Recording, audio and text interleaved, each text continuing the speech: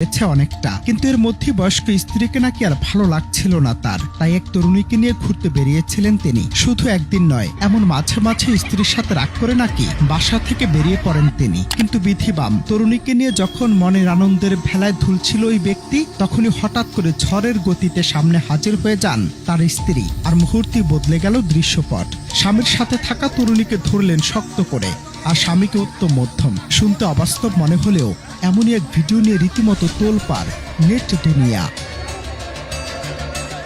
কথায় আছে, চোরের 10 দিন তো গৃহস্থের একদিন। ঠিক তেমনই এক ঘটনার সাক্ষী হলেন সাধারণ মানুষ। দৃশ্যপট পাল্টাতে সময় লাগেনি 1 সেকেন্ডও। সিনেমার অ্যাকশন দৃশ্যের মতো স্ত্রী ঝাঁপিয়ে পড়লেন ওই তরুণীর উপর, ধরলেন হাত শক্ত করে, আর স্বামীকে জনসম্মুখে দিলেন চরম উত্তম মধ্যম। আশপাশে ভিড় জমে গেল, উৎসুক মানুষের উত্তেজনা তখন তুঙ্গে। স্ত্রী যেন সেখানে একাই এক বিচারকের ভূমিকায়। মাঝ রাস্তায় এমন রণমূর্তি দেখে হতভম্ব হয়ে যান প্রত্যক্ষদর্শীরা। কারো কারো মতে স্ত্রী এতটাই দাজ্জাল যে তার হাত থেকে বাঁচতেই হয়তো ওই ব্যক্তি শান্তি খুঁজতে বাহিরে পা দিয়েছিলেন।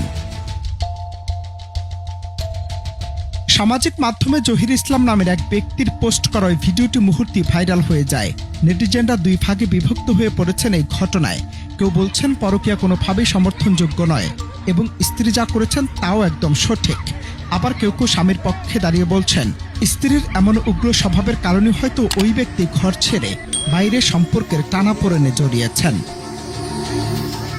এই একটি ভিডিও আমাদের সমাজের অনেকগুলো তিক্ত সত্যকে আবারও সামনে নিয়ে এলো। বিশ্বস্ততার অভাব নাকি সহনশীলতার সংকট? ঠিক কোন কারণে আমাদের চারপাশের সম্পর্কগুলো এমন বিষাক্ত হয়ে উঠেছে? মাঝ রাস্তায় এমন বিচার কি আদৌ সমাধান বয়ে আনে, নাকি সামাজিক অবক্ষয়কে আরো প্রকট করে তোলে? তবে এই ঘটনায় সামাজিক মাধ্যমে ছড়িয়ে পড়া ভিডিওটিতে তরুণীকে বারবার এই ঘটনায় তিনি নির্দোষ বলে দাবি করতে দেখা গেছে।